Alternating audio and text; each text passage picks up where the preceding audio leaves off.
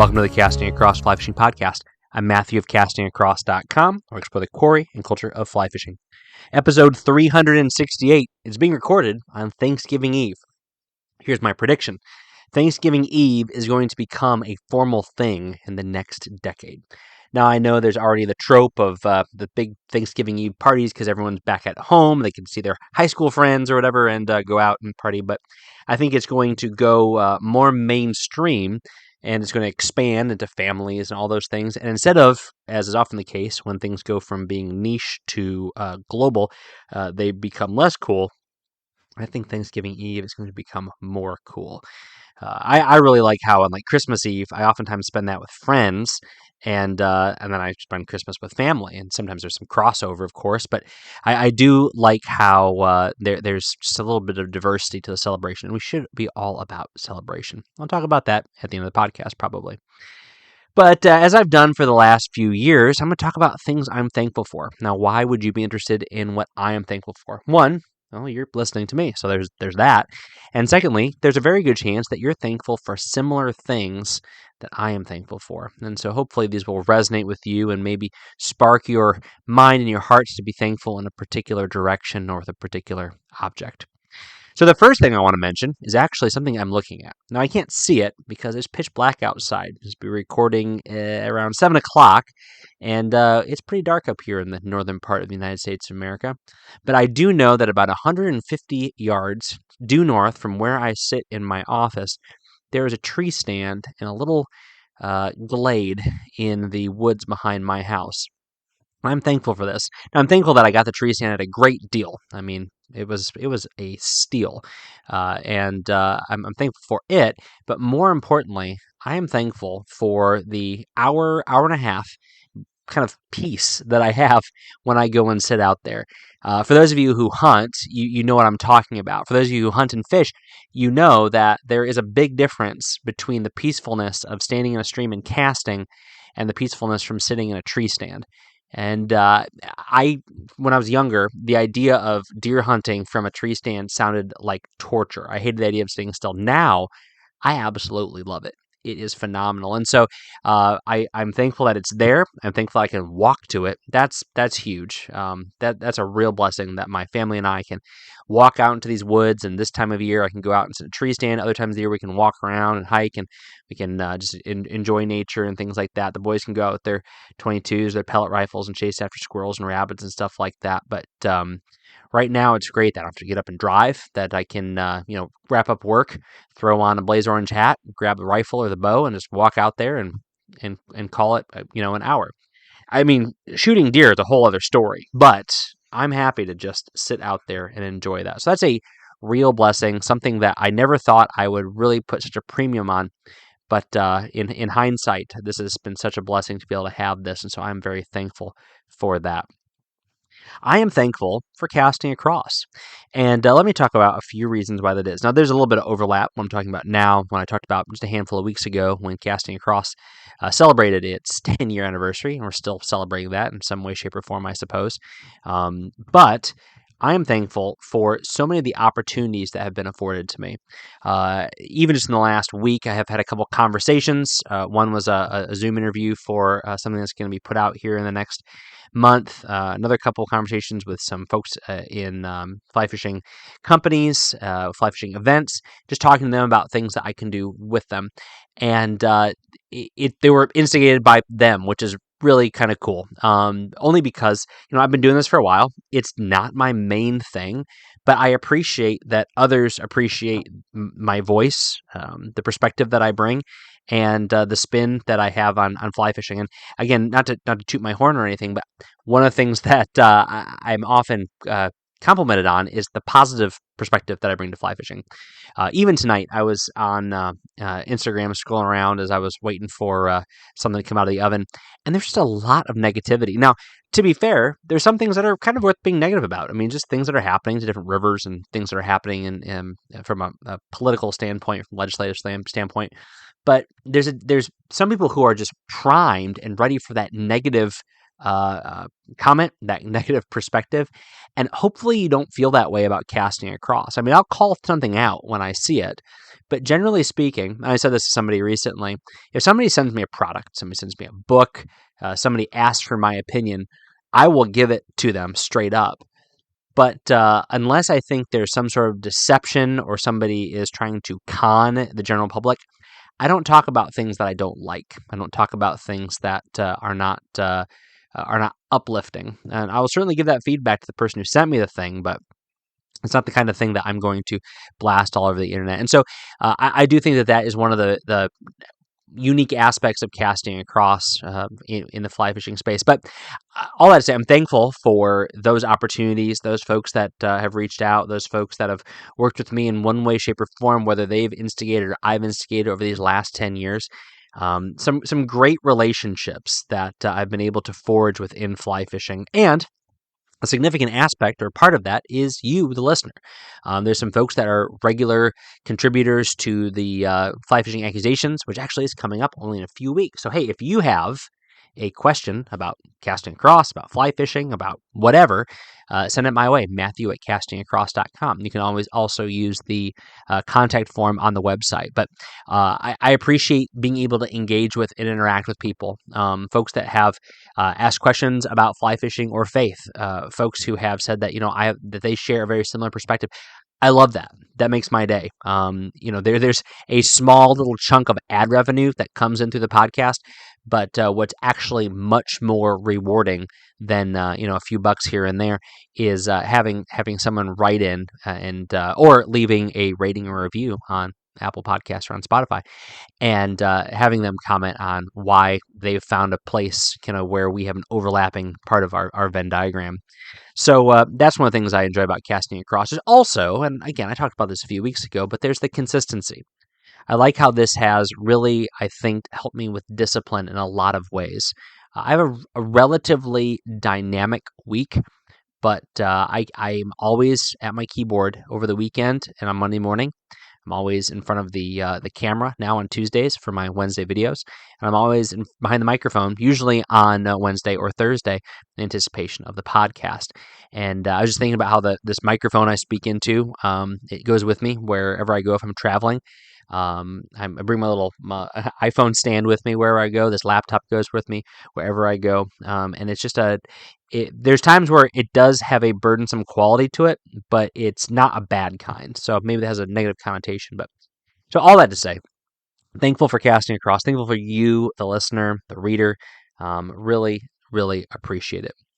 I am also thankful for trash fish. I was thinking about this today while I was actually out in the tree stand, thinking about what are some things I want to talk about. Like I can talk about my family, talk about fly fishing, and talking about my church and things like that, and that's true, and those things are all true, and I'll allude to them later. But trying to keep it kind of original, thinking back to things I may have talked about in the last few years. But I'm thankful for trash fish and how much joy they bring me, and how much joy they bring my children. I was thinking about this year, like how many trout did I catch this year? And I would say this is a relatively low trout fishing year, but that's not because I didn't go fishing. I was just content to fish for other stuff. And again, there's lots of trout, and I'm not saying that I'm leaving trout behind for fall fish or panfish or anything like that. But I'm really thankful for the fact that I can drive a very short amount of time, and I can catch a mixed bag of different warm water fish with the potential of a stock trout. And how surprising and interesting that is. I mean, there was a time and a day where I would go fishing in a stream, and if I caught a rainbow trout, I would almost be upset because I was looking for those wild brookies or those or the native brookies or the wild browns. However, I'm in a place now where, both because of the situation that the rivers around me in southern New Hampshire find themselves in, and because of the fact that I really do treasure those little excursions and the aspects of adventure and exploration that they entail, that I am totally content with whatever bites the end of my fly line, because the surprise is really, really a big part of it these days. And along those same lines, like I love pickerel. People up here who are like bass anglers, for example, they hate pickerel. as a fly angler, I absolutely love the things. Big violent strikes, and you can't tell me that if you catch an 18-inch pickerel, you're going to be bummed out, but if you catch a 18-inch northern pike, that you're going to be excited. Like that makes absolutely no sense to me. I've said it before and I said it again. I would catch a 12-inch fall fish long before I caught a 12-inch rainbow trout. That would, in any of these streams. And I've caught bigger fall fish than that, and they fight exponentially harder than stocked trout do. I'd rather catch a 14-inch fall fish than a 14-inch stocked brook trout. And so those are the kind of opportunities that I have around here. And so I understand that part of it is kind of like a Stockholm syndrome. I'm confident of that. That if I still lived, like, say, in South Central Pennsylvania, or I lived, up further north in New Hampshire, or I even lived just some of the places I've lived before, where I would say, no, I'm thankful that I have the opportunity to chase after these wild trout, but I'm chasing after wild fish. And at the end of the day, a lot of what I preach and what I practice is the enjoyment of and the pursuit of wild fish, irrespective of their species. So I'm thankful that they are around, and I'm thankful that it's a lot of fun to access them. You know, one of the things that I really enjoyed about that is just how swampy New England is. When I first moved to New England, I remember fishing in a trout stream in Massachusetts, in the North Shore of Mass, and just thinking, like, I feel like I'm fishing in a swamp. There's just so much marshy ground. I need waders to not even just get in the water, but get anywhere near the water. I was afraid I was going to sink up to my chin in muck and stuff like that. And now, as I figured out these watersheds a little bit more, I really, really enjoy them because they do hold trout, and some really cool trout populations, but they also hold all manner of interesting other wild and native fish. And it's this great exploration of getting out of the main channels, and especially when the water's high and early spring or late fall. You get into some places that are really skinny, or they're just like surprise little pockets of water, and the fishing is really, really interesting. And it's a lot of times there's very few people fishing the main channels, let alone these little side pools and things like that. And so I've really come to be thankful that that's the kind of fishing that I have. I know for a long time I was bummed out that I wasn't fishing on Pennsylvania limestone streams. And I certainly enjoy those streams, and I love going back to them. But I'm happy with what I have here. Other things that I am thankful for. I'm thankful for an opportunity to read. Like I mentioned before, there's a interview that'll be coming out very, very soon about my reading habits and my fly fishing book collection. And I'll definitely be sure to make everyone aware of when that comes out and where to find it. But I just am thankful that I have been given a family that is a reading family, and I've been given opportunities to read. I mean, there's not much more I can say about it than that, but I really, really do appreciate it. And hopefully some of that joy is passed on through the book reviews and the other things that I introduce folks to with Casting Across. I am thankful for my children. All right, this is not to say I'm not thankful for my wife or my parents or anything like that, but I'm thankful for my children. Specifically, that God has given, they baked into children a certain flexibility or elasticity. I have not been the perfect fly fishing father, and here's what I mean by that. It's hard. It's hard to fly fish with kids. It's hard to fish with kids. But despite all of my shortcomings, despite of my maybe selfishness, you can say, and wanting to get out the water on my own, my kids all want to get out. Today, and this is not fly fishing, but this is certainly outdoors and fly fishing adjacent. Today, my two kind of middle kids, the 9-year-old and the soon-to-be 7-year-old, were out playing hunting. So they were decked out in camo, and they came in proudly announcing that they had killed 8 squirrels, 4 boar, and a deer. Now, if any wardens in southern New Hampshire are listening, this was all in their heads.